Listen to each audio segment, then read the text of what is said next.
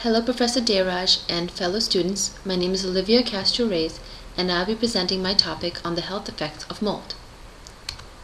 What is mold? It is an organism that belongs to the fungi family and can be found both indoors and outdoors. It has a variety of appearances, and in order to grow, it needs moisture, nutrients, spores, and a suitable place to grow. Controlling excess moisture will be the key to preventing and stopping indoor mold growth. Molds multiply by producing microscopic spores that are 2 to 100 microns in diameter. The number of mold spores suspended in indoor and outdoor air fluctuates from season to season, day to day, and even hour to hour. They are able to enter homes through open doorways, windows and heating, ventilation and air conditioning systems with outdoor air intakes, or by attaching themselves to people and animals, making clothing, shoes, bags, and pets convenient vehicles for carrying mold indoors. While mold spores cannot be eliminated from indoor environments, they will not grow if moisture is not present. Once it finds a suitable growth medium, mold can grow within 24 to 48 hours. Mold can be separated into a number of categories: allergenic, affecting those with mold allergies or asthma; pathogenic, these molds target the lungs and are of concern to people who are immunocompromised; toxigenic, these molds cause allergies, infections, and various health effects in anybody. Microbial volatile organic compounds are compounds formed by mold that are volatile, quickly release into the air, and have strong smells, and they are the source of strong, unpleasant, musty, or moldy odors that suggest mold is growing. The health effects of inhaling MVOCs are largely unknown, although exposure has been linked to symptoms such as headaches, nasal irritation, dizziness, fatigue, and nausea. While the toxigenic molds themselves are not toxic, they produce toxins called mycotoxins, which can be poisonous. Exposure to mycotoxins can occur from inhalation, ingestion, and skin contact. I've included in slide 6 some mycotoxins and the molds that produce them. The most common indoor molds are Cladosporium, Penicillium, Aspergillus, and Alternaria. While high levels of penicillium have been linked to the development of asthma in children, more research is needed. In slide 9, we have the health effects of mold. A report done by the Institute of Medicine in 2004 found sufficient evidence to link indoor exposure to mold with upper respiratory tract symptoms, cough and wheezing in otherwise healthy people, asthma symptoms in people with asthma, and hypersensitivity pneumonitis in individuals susceptible to that immune-mediated condition. There was also limited or suggestive evidence linking indoor mold exposure and respiratory illness in otherwise healthy children. Of concern was the development of asthma in healthy children as well as those who are genetically susceptible to the illness. Health impacts depend on the species involved, metabolic products being produced by these species, the amount of exposure, duration of individual exposure to mold parts or products, and specific susceptibility of those exposed.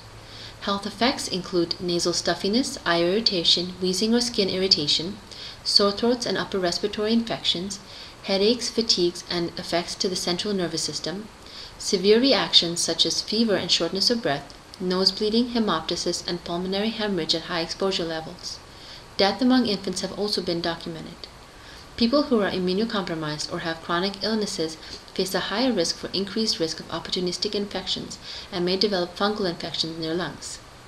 The elderly and children are also vulnerable due to weaker immunities. Sampling and testing of mold. How do you know if you have a mold problem? Large mold infestations can usually be seen or smelled. For the general public, the CDC does not recommend routine sampling for molds. Reliable sampling for molds can be expensive. There are no federal or state standards for judging what is and what is not acceptable for a tolerable quantity of mold. The lack of standards may be due to the fact that most studies have tended to be based on baseline environmental data rather than human dose response data. Individuals have different sensitivities to mold, and thus setting standards and guidelines for indoor mold exposure is also difficult and impractical. Types of sampling. Some of the methods used to test mold include visual inspection, surface sampling, which involves swabbing or bulking or tape, water sampling, and air sampling. Visual inspections for mold should be performed periodically for the early detection of potential problems, and it is important to check under furniture and cabinets, carpets, and in crawl spaces or attics. as well as the back of materials such as drywall, wallpaper, paneling and carpet pads, or inside wall cavities and ductwork. Since all mold is to be treated the same way for remediation, it is not necessary to determine the type of mold present. Surface testing. Some of the way surface testing is done is by swabbing, where a cotton swab is used to collect a small quantity from a non-porous surface.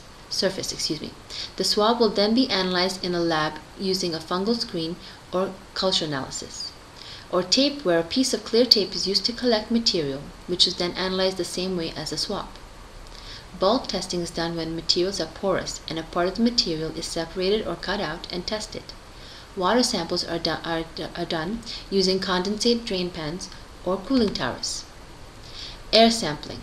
When utilizing air sampling, it is important to remember that it provides information only for the moment in time in which the sampling occurred, much like a snapshot.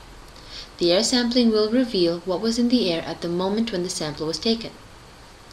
Air sampling typically involves forcing a known quantity of air through a sampler that pushes the air onto a collection device, typically a petri dish, containing growth medium for fungi. When analyzing indoor air at a site, air samples are collected both indoors and outdoors. When the relative spore concentration is greater indoors than outdoors, it indicates that the source of spores is not outdoor air but an indoor source.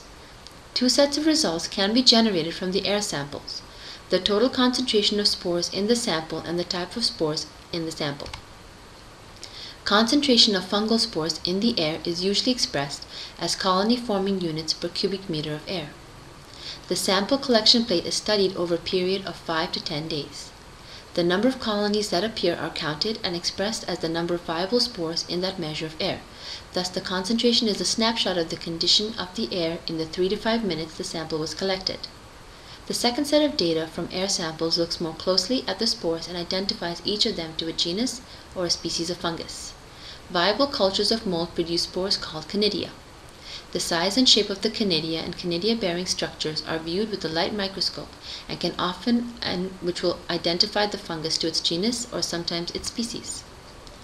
In slides 18 and 19, I've included an example of EPA guidelines for air sampling at a commercial building site.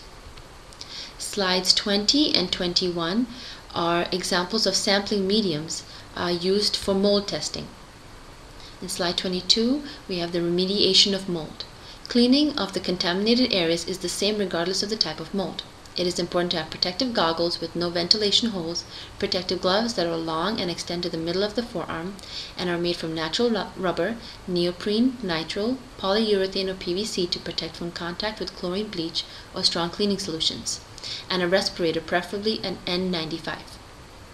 In most cases, mold can be removed from hard surfaces by a thorough cleaning with commercial products, soap and water, or a bleach solution of no more than 1 cup of bleach in 1 gallon of water. Absorbent or porous materials like ceiling tiles, drywall, and carpet may have to be thrown away if they become moldy. A small area, less than 3 feet by 3 feet, of surface mold growing on places such as hard plastic, tile, wood, and some drywall can usually be cleaned by the homeowner. If you're not sure what to do, consult a professional. If the area to be cleaned is more than 10 square feet, consult the U.S. Environmental Protection Agency guide titled Mold Remediation in Schools and Commercial Buildings, and I've attached the link for it in the presentation. Take the following steps to clean mold from hard surfaces in the home. Fix any obvious water leaks or sources of moisture. Damp wipe or scrub thoroughly all contaminated surfaces with warm water and a non-ammonia soap or detergent. Rinse and thoroughly dry the clean surfaces of water and moisture. If desired, you can then use a bleach solution to disinfect the area after cleaning. Be sure to never mix bleach and ammonia solutions. Following that are my references, and I want to thank you for watching my presentation. Thank you.